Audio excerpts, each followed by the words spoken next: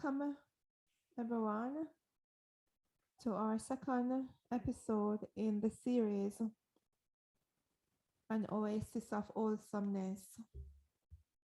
An Oasis of Wholesomeness is a space where you can be whole. You get an opportunity to be yourself.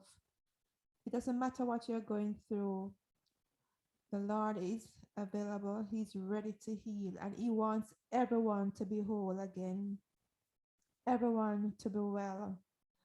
And therefore, this series is objective is to ensure that we are wholesome. Welcome, Maxine. Welcome, Maxine Ricketts, who joins me on the platform as we discuss the matter of loss and how it impacts on your wholesomeness. But that's not only what we'll be talking about, how it impacts on you, but over the next few series, we'll also be looking at how the Lord wants to heal you so that you can be whole again. So if you have experienced any loss, it doesn't matter what it is, how insignificant it may be or seems, the Lord wants to restore you. Welcome, Max. Good to have you on the platform. Good to have you today. We are in for some exciting discussion.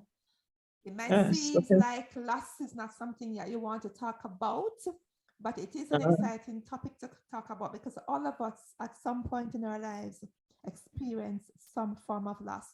So, Maxine, let me ask you, what is loss?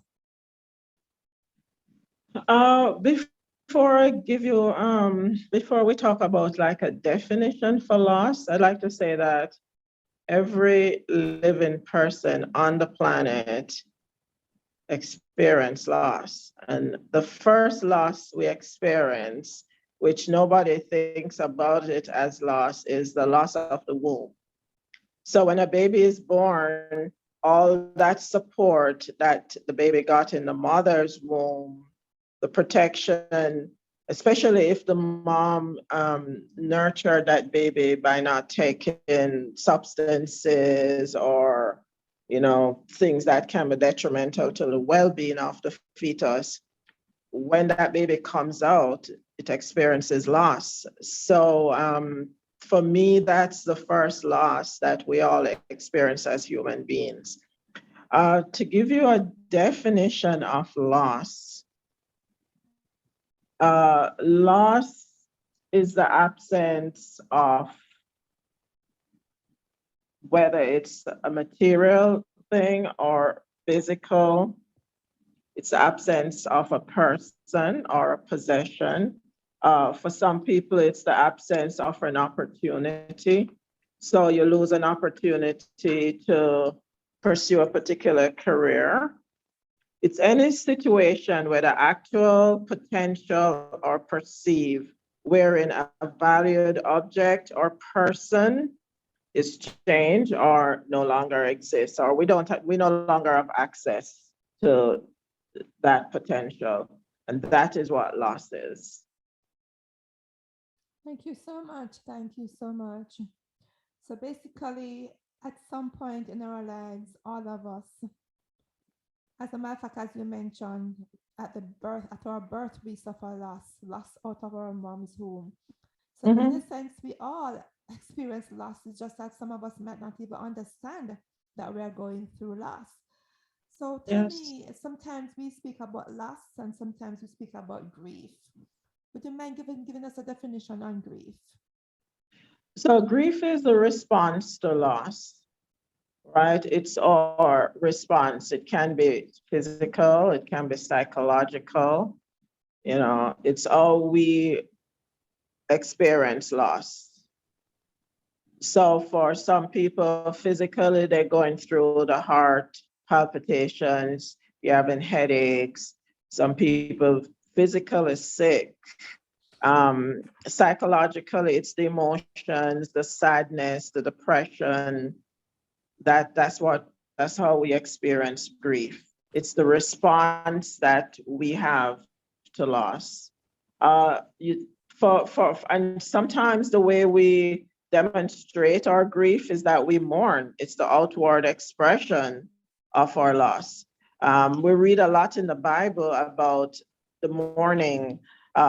This girl that died, and they had the mourners that were there crying for her.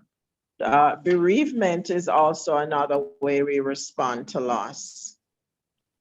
So it's grief and mourning compiled together. It's a combination of mourning and grief.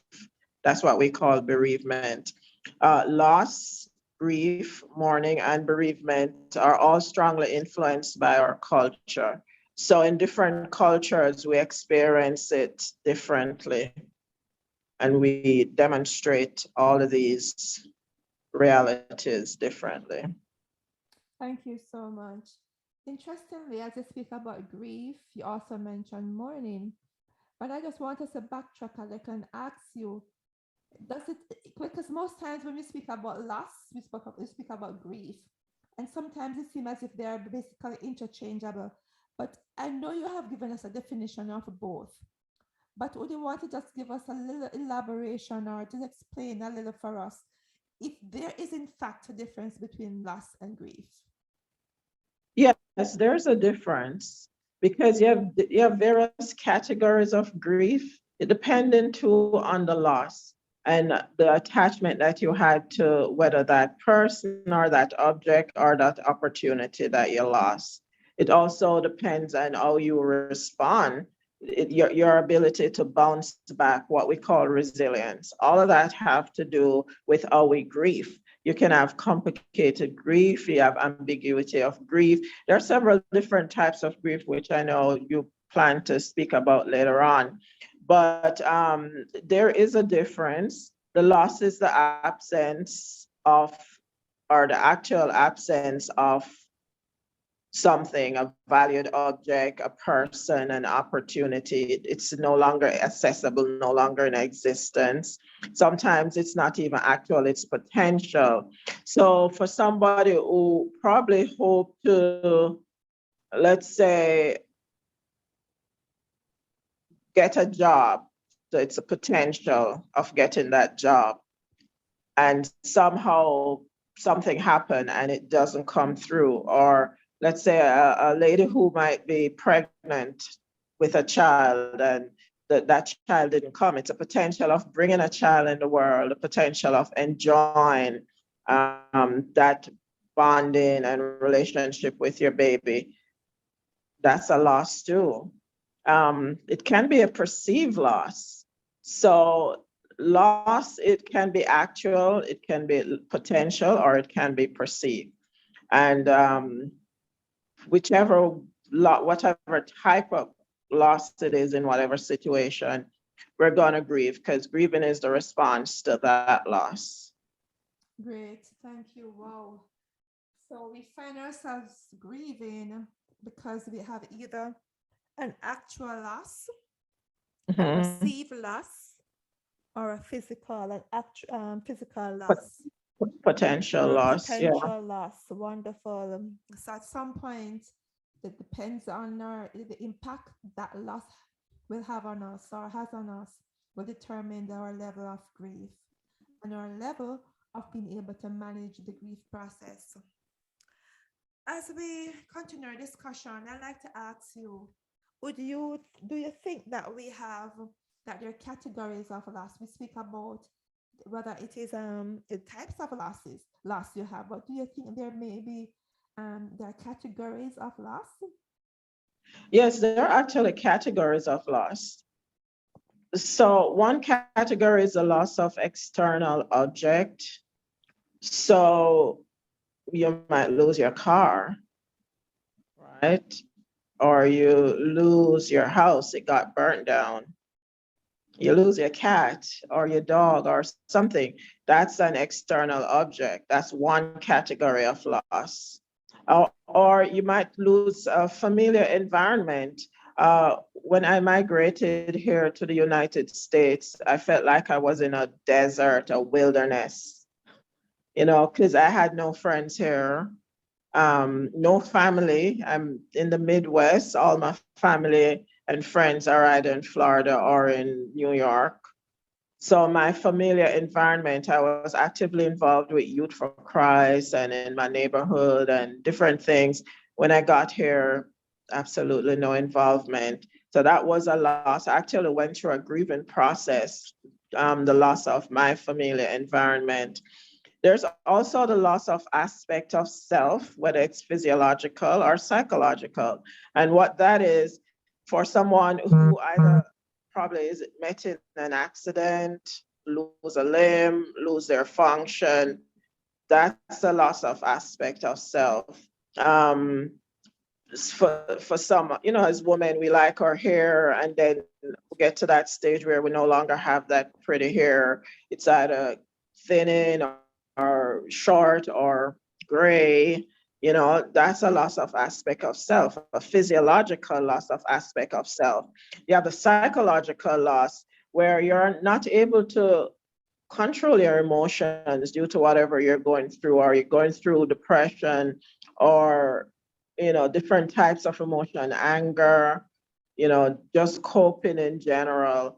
That is a psychological. So coping emotionally, you have lost that control of being able to cope emotional. That's a loss of psychological aspect of self.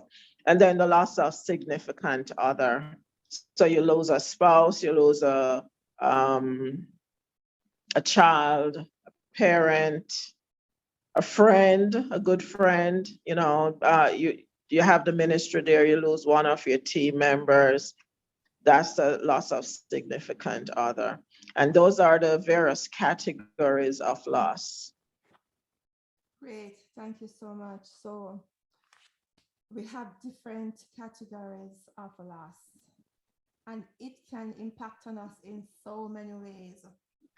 So many ways. Mhm. And one of the ways we're going to look at how it impacts on us is the types of grieving that we go through, the types of grieving. And in our next session, we're going to be looking at those types of grief, such as your Oh, anticipatory grief, your acute grief, and your integrated grief, as well as your complicated grief. Not to mention, we're going to also look at the process of grieving. So, session, we'll be looking at those. Thank you so much focusing on making you whole, how you can be whole again. It doesn't matter what level, what type of loss you've had, or what experiences you're going through, you can be whole again. The Lord wants us to be whole. He said it in his words that he wish that above all things that we prosper and be in good health. So his plan is for us to prosper and be in good health.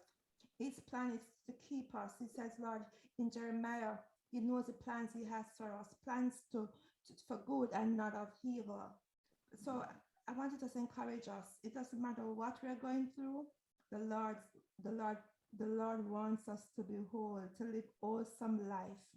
And an oasis of wholesomeness is specifically designed to ensure that we live lives of wholesomeness. Thank you so much.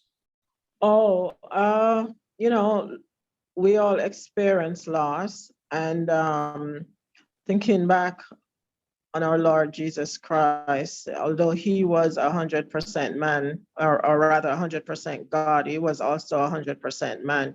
He too experienced loss, and we can learn a lot from his examples and the way he lived while he was here, in how we can navigate loss, how we can navigate grieving, how we can, trust in him, and how in spite of loss, we're not hopeless.